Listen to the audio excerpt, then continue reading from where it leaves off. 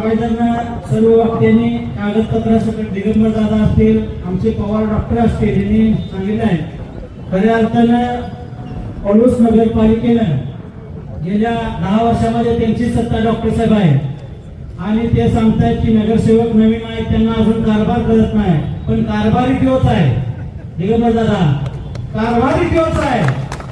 माणूस बदलला असला तर कारभारी एकच आहे. दुपारी 2 ते 4 या वेळेमध्ये बसायचं आणि जे काल पत्रकार परिषदेमध्ये जे लोक बसलेले होते काँग्रेस पक्षाची, तर त्यांना सुद्धा आजूबाजूला बसलेल्या लोकांना सुद्धा नगरपालिकेमध्ये काय चाललंय हे कारभार समजून द्यायचं नाही आणि फक्त पत्रकार परिषदेला त्यांचा वापर करून घ्यायचा आणि खऱ्या अर्थानं स्वतःचा किस्सा भरायचा. हा कारभार गेल्या 10 वर्षापासून त्यांनी चालू केलेला आहे.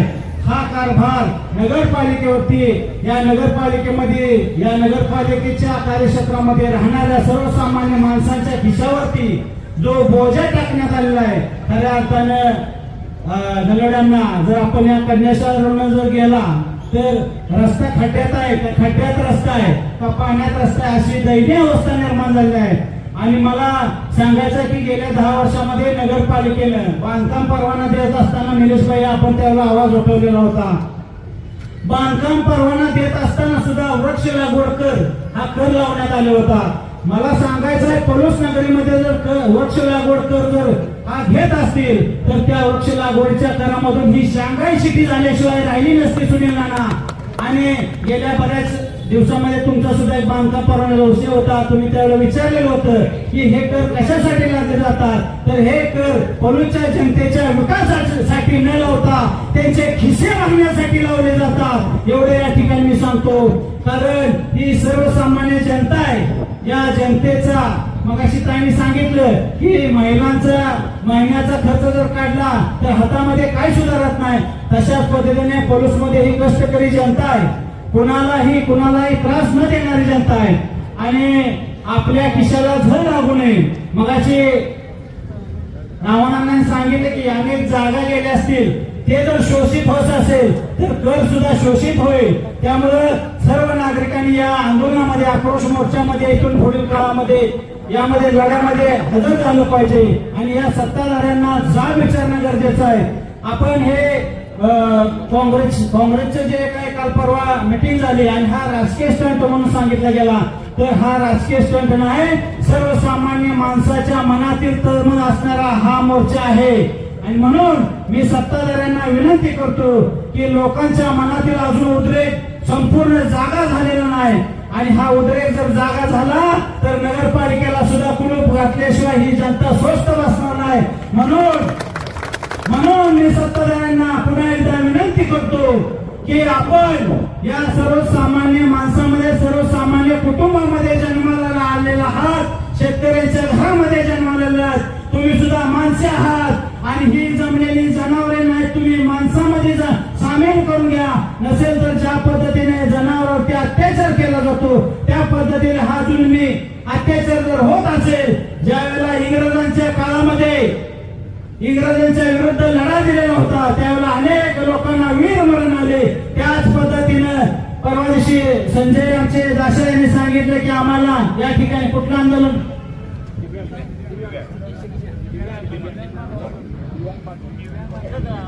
आत्मदहन करणार, त्याच पद्धतीने पलूसच्या मालमत्ता धारकांना आत्मदहन करण्याची वेळ येऊ नये ही मी आपल्या या आंदोलनाच्या वतीने आपल्या सर्व सत्ताधाऱ्यांना इशारा देतो.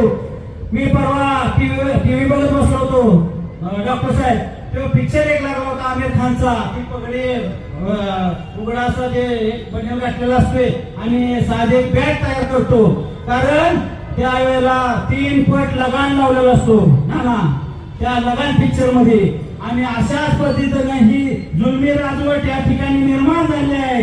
या इंग्रजांना सुद्धा लाजवेल अशा पद्धतीची ही राजवट आहे.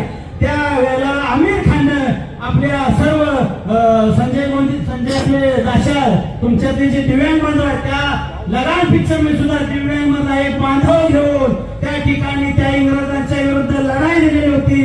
त्याच पद्धतीच्या या ठिकाणी 5 पट 10 पट जो कर वाढवलेला आहे अशा पद्धतीचे सर्व दिव्यांग लोक सुद्धा या टीम मध्ये सामील आहेत. हे लक्षात ठेवा आणि यापुढे जर हा केला हा ठराव दादा तुम्ही सांगितल्याप्रमाणे नगरपालिकेच्या सत्ताधाऱ्यांना हा ठराव रद्द करता येतो.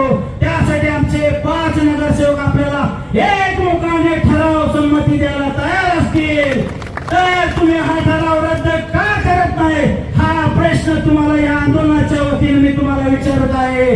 त्याच पद्धतीनं जर का सत्तेमध्ये केंद्रामध्ये जर भाजप प्रणित सरकार असेल, महाराष्ट्रामध्ये भाजप प्रणित सरकार असेल आणि त्या सरकारच्या वतीनं हा जर कायदा करण्यात असेल तर त्या आंदोलनामध्ये आपण सामील का झालेला नाही याचं उत्तर आपण देणं गरजेचं आहे. आपण सुद्धा या मोर्चामध्ये हजर होणं गरजेचं होतं. सरकारच्या विरोधामध्ये आपण घोषणा देणं गरजेचं होतं. म्हणून या मोर्चाच्या वतीने मी तुम्हाला पुन्हा एकदा विनंती करतो की सर्वसामान्य माणसाचा अंत पाहू नका, लोकांना रस्त्यावरती उतरायला लावू नका. नसेल तर आपल्या नगरपालिकेला टाळे ठोकल्याशिवाय ही जनता स्वस्थ बसणार नाही. मी पुन्हा एकदा या सर्व मोर्चाच्या वतीनं आपल्या सर्वांना विनंती करतो, सत्ताधाऱ्यांना आणि ज्या पत्रकार परिषदे आजूबाजूला जे बसणारे नेते मंडळ आहेत त्यांना सुद्धा विनंती करतो की आपण सर्व नगरपालिकेचा अभ्यास करावा. यांनी 2 ते 4 या वेळेत कुठले ठराव संमत केलेले आहेत, कुठले कागदपत्र काढून या लोकांना माहित नसतात, त्यांनी माहिती घ्यावी, मग पत्रकार परिषद घ्यावी, जेणेकरून सर्वसामान्य माणसाचा कर कमी होईल. पुन्हा मी विनंती करतो, कर वाढ ही रद्द झाली पाहिजे. त्यासाठी पलूसमधील आज 500 लोक या ठिकाणी रस्त्यावर उतरले आहेत. संपूर्ण पलूस ज्या वेळेला रस्त्यावर उतरेल त्याच वेळेला आपण हा करवाढ रद्द करणार आहे का असा आपण खुलासा करावा आणि आपण रद्दवाढ करावी ही विनंती करतो आणि थांबतो. जय हिंद, जय महाराष्ट्र. धन्यवाद.